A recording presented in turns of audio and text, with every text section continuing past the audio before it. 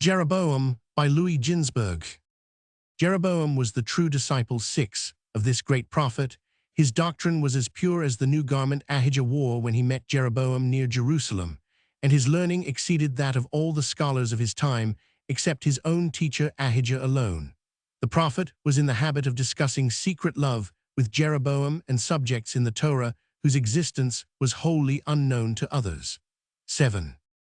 Had Jeroboam proved himself worthy of his high position, the length of his reign would have equaled David's. 8. It was his pride that led him into destruction.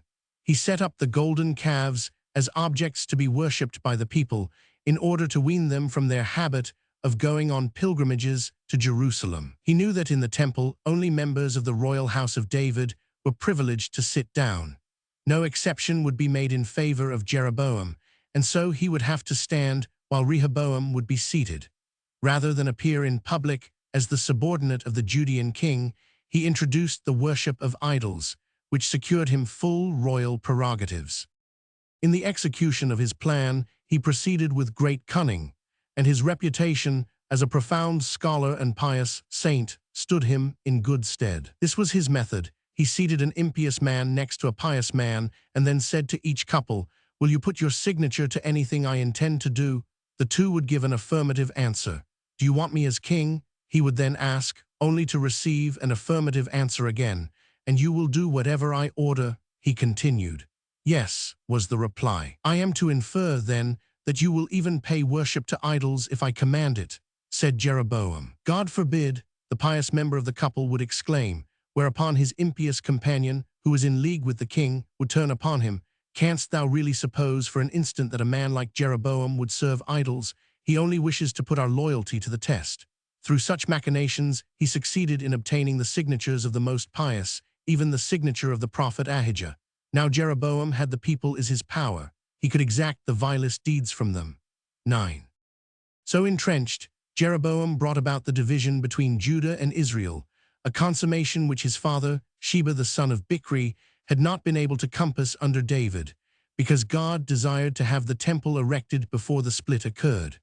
10. Not yet satisfied, Jeroboam sought to involve the 10 tribes in a war against Judah and Jerusalem. But the people of the northern kingdom refused to enter into hostilities with their brethren, and with the ruler of their brethren, a descendant of David. Jeroboam appealed to the elders of the Israelites, and they referred him to the Danites, the most efficient of their warriors, but they swore by the head of Dan, the ancestor of their tribe, that they would never consent to shed blood of their brethren. They were even on the point of rising against Jeroboam, and the clash between them and the followers of Jeroboam was prevented only because God prompted the Danites to leave Palestine. Their first plan was to journey to Egypt and take possession of the land. They gave it up when their princes reminded them of the biblical prohibition, 11, against dwelling in Egypt. Likewise, they were restrained from attacking the Edomites, Ammonites, and Moabites, for the Torah commands considerate treatment of them.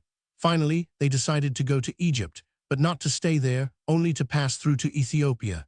The Egyptians were in great terror of the Danites, and their hardiest warriors occupied the roads traveled by them. Arrived in Ethiopia, the Danites slew a part of the population and exacted tribute from the rest. 12.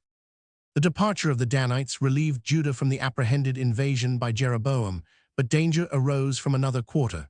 Shishak, 13, the ruler of Egypt, who was the father-in-law of Solomon, came to Jerusalem and demanded his daughter's jointure.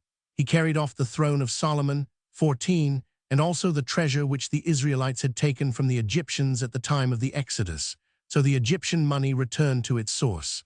15.